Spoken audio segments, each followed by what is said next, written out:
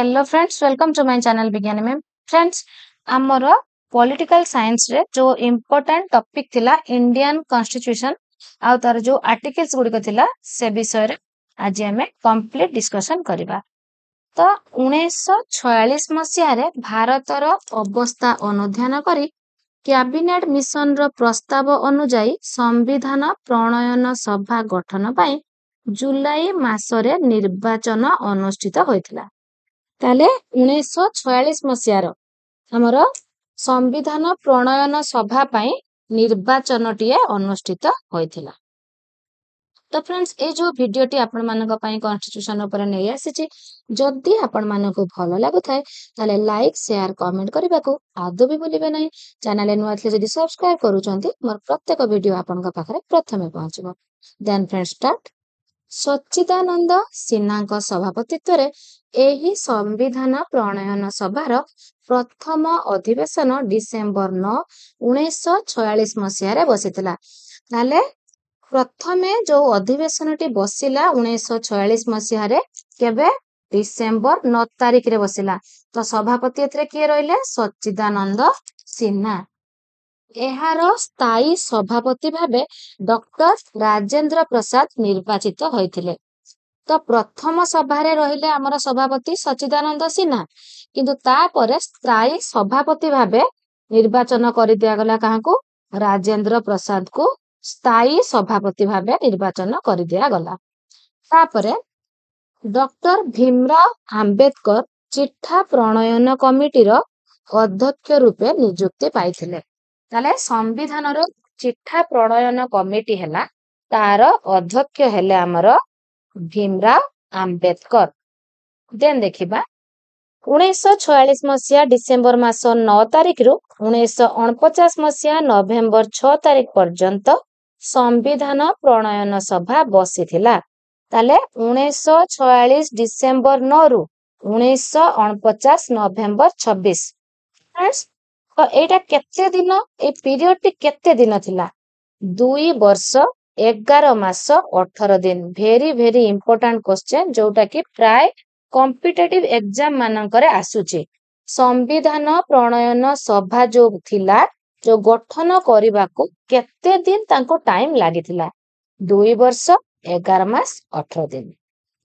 भारतर नूतन संविधान 1950 मसीहा जानुआरी 26 तारिख ठारो कार्यकारी होई आसुअछि। The original Indian Constitution was handwritten by प्रेम बिहारी नारायण रायजादा। तो ओरिजिनल जो इंडियन कॉन्स्टिट्यूशन को हातरे लिखिचंती हैंडरिटन हेची हमर प्रेम बिहारी नारायण रायजादा द्वारा। नेम डिफरेंस मने रखिबे। The Hindi version of the constitution was also elegantly decorated and illuminated by Nandlal Bose. Anchor handwriting टा बहुत सुंदर थिला, तो सेथि पई हिंदी वर्जन टा से होची लेखिथिले। तापर देखिबा हमर को डेट रे, को इंपोर्टेंट डेट रे इंडियन कॉन्स्टिट्यूशन जो हमर सभा गुडी को होइथिला, 2 वर्ष जो टाइम लागी थिला, 6 डिसेम्बर 1946 रे formation of the constitution assembly. तो कॉन्स्टिट्यूशन असेंबली रो फॉर्मेशन जो हबो तार कमिटी टा गठन होइतिला 6 डिसेम्बर। 9 डिसेम्बर 1946 रे कोन हैला? The first meeting was held in the constitution hall. एबे जोटा central hall of parliament house. तो से दिन जो फर्स्ट मीटिंग टा हेइतिला एबे सेटा पार्लियामेंट रो सेंट्रल हॉल। देन देखिबा 13 डिसेम्बर 1946 रे कोन हैला? An objective resolution was presented by Jawaharlal Nehru. Jawaharlal Nehru को द्वारा गोटे रिजोल्यूशन प्रेजेंट करा जायथिला, laying down the underlying principles of the constitution which later become the preamble of the constitution. जो प्रेम्बल गुडी को रहिची, तो आस्ते आस्ते लेट रे कोन हैला ना जवाहरलाल नेहरू जो प्रेजेंट करिथिले रिजोल्यूशन टा, सेटा हमर प्रेम्बल ऑफ द कॉन्स्टिट्यूशन है गला। 11 डिसेम्बर 1946 रे कोन हेतिला? प्रेसिडेंट अपॉइंटेड हेतिले किए? राजेंद्र प्रसाद। वाइस चेयरमैन किए हेतिले? Harendra Kumar Mukherjee. Constitution legal adviser किए थे BN राव। तो फ्रेंड्स एई ना गुडी को डेट गुडी को टिके दया कर मने रखंतु। जदि आपण माने चाहिबे कॉपी रे टिके टिके नोट करि देबे ताले आपण एग्जाम आगो दिन ओलटिकी पळेबे आपण को टेंशन नबा को पड़िबनी। 22 जुलाई 1947 नेशनल फ्लैग एडॉप्टेड। आमर जो नेशनल फ्लैग जो त्रिरंगा आमर सेटा होची 22 जुलाई 1947 रे एडॉप्ट हैतला। 29 अगस्त 1947 drafting committee appointed with Dr. B.R. Ambedkar as the chairman। तो आमर बहुत थोड़ा क्वेश्चन आसे जो कॉन्स्टिट्यूशन रो ड्राफ्टिंग कमिटी विषय रे। तो ए जो ड्राफ्टिंग कमिटी रो चेयरमैन थिले किए B.R. आंबेडकर 19 अगस्त 1947 रे 29 अगस्त सॉरी 29 अगस्त 1947 रे केथिला। 15 अगस्त 1947 रे आमर अचीव्ड इंडिपेंडेंस।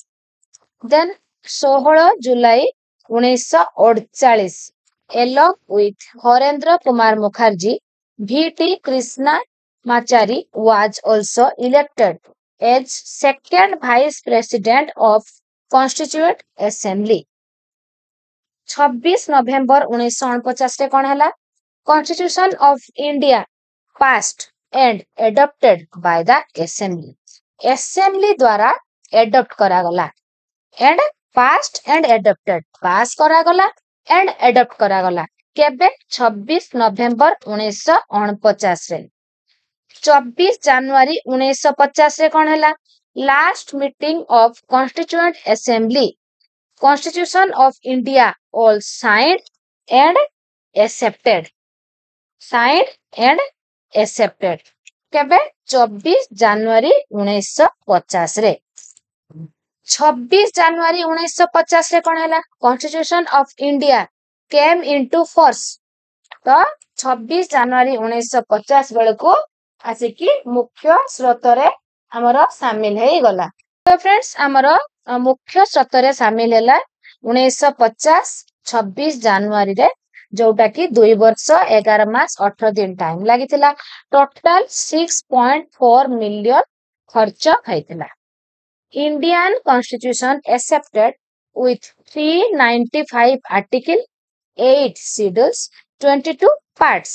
But एबे कौन है now हमरा 448 articles, 12 schedules and 25 parts। इटा बहुत important friends दया करी एटा को टिके आपातत नोट करी नियंतु। सब किछि केवल आपण मानक पई तो एटा को आपातत नोट कर नियंतु। तो हमरो जो 1946 रु 1949 पर्यंत जो कॉन्स्टिट्यूशन हमर जो गठन हबारे टाइम लागिला सेतिले कोन हेतिला टोटल 11 टा सेशन हेतिला। मु जो गोटे परे गोटे कहि कि गली को सेशन ल कोन हेतिला 11 टा सेशन हेतिला। 165 डेज ऑफ डिस्कशन टोटल 165 दिन डिस्कशन हेतिला। 299 मेंबर थिले।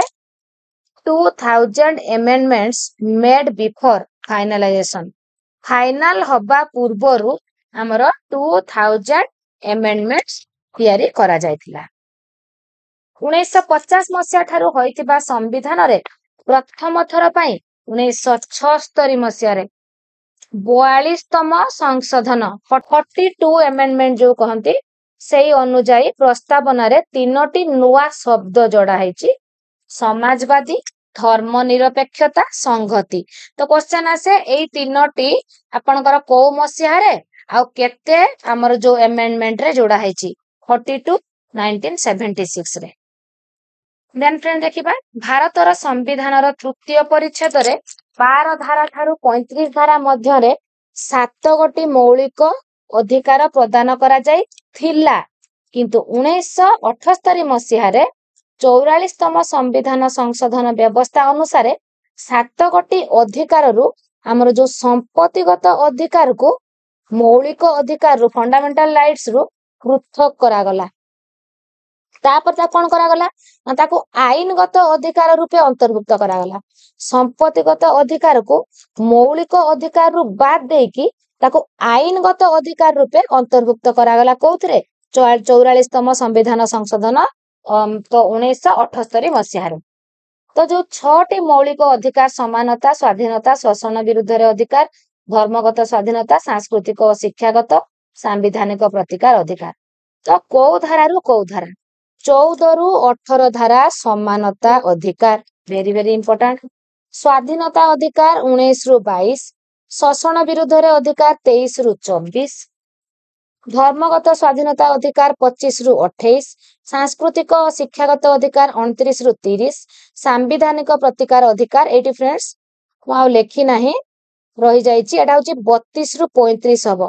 ଏଟା ହଉଛି 32 ରୁ 35 ଆପଣଙ୍କର ସମ୍ବିଧାନ ଆପଣଙ୍କର ପ୍ରତିକାର ଅଧିକାର 32 ରୁ 35 ହବ। ତାପରେ ଦେଖିବା ଧାରା 21A जोटा कि आपण मानक पई बहुत इंपोर्टेंट और टीटी रे प्राय आसे, फ्री एंड कंपलसरी एजुकेशन आपणकर केबे धारा 21A दया करी एटा को निश्चय मन रखंतु। तापरे आपण मानकर जो पॉलिटिकल साइंस रे जो आसुची धारा गुडी को जेहेतु आपण मानक पई इंपोर्टेंट अछि म तेति पई नै आछि। आपणकर धारा देखिबा 52 भारत रे धारा 52 अनुसार भारत रे जणे राष्ट्रपति रहिबे। तापरे 53 अनुसार राष्ट्रपति को कार्यपालिका क्षमता वर्णना करा जायछि। सब गुडी को इंपोर्टेंट पॉलिटिकल साइंस रे राष्ट्रपति को निर्वाचन पई एक निर्वाचन मंडली गठित हुए धारा 54, राष्ट्रपति को निर्वाचन प्रणाली वर्णना करा जायछि धारा 55, धारा 56 राष्ट्रपति को कार्यकाल वर्णना करा जायछि कोउठी धारा 56 रे। धारा 56(1) रे राष्ट्रपति को संविधान लंघन करिबा अभियोग रे अपसारण करा जाई पारिबो। देन देखिबा राष्ट्रपति तांको पदवी रे एकाधिक बार रहिबार कोनोसी असुविधा नाही धारा 57 रे देछि। तापरे फ्रेंड देखिबा धारा 58 राष्ट्रपति को योग्यता वर्णना करा जायछि को योग्यता रहिले राष्ट्रपति हेई पारिबे। धारा 59 राष्ट्रपति को दरमा भत्ता अन्यान्य सुविधा सुजोग विषय रे वर्णना होईछि। देन फ्रेंड्स देखिबा धारा 61 रे राष्ट्रपति को महाभियोग प्रस्तावटी तयारी करा जायछि। तापर देखिबा हमरो संविधान रो 60 धारा अनुसार सुप्रीम कोर्ट रो प्रधान विचारपति राष्ट्रपति को संविधान वर्णित व्यवस्था अनुसार शपथ पाठ करांती कहूची धारा 60 अनुसार। देखुथिबे आपण माने सब जानि पारुथिबे सब गुडी को बछा बछा और सब इंपोर्टेंट धारा। संविधान रो 169 धारा अनुसार संसद आईन प्रणयन करी विधान परिषद को उठाई देई पारिबे। संविधान रो 171 धारा अनुसार विधान परिषद गठन संपर्क रे सूचना दिया जायछि। संविधान रो 154 धारा अनुसार राज्यर कार्यपालिका क्षमता राज्यपाल हाथ रे न्यस्त थाए। संविधान रो 157 और 158 धारा अनुसार राज्यपाल योग्यता वर्णना करा जायछि कोन हेले जणे राज्यपाल हेई पारिबे तांको होची योग्यता गुडी को। तापरे रहिला संविधान 156(3) धारा अनुसार राज्यपालंकर कार्यकाल 5 वर्ष। संविधान रो 159 धारा अनुसार राज्यपालंकु राज्य उच्च न्यायालय रो मुख्य विचारपति शपथ पाठ करांती। तो फ्रेंड्स एगुडी को सब आपनक पई इंपोर्टेंट रहिछि।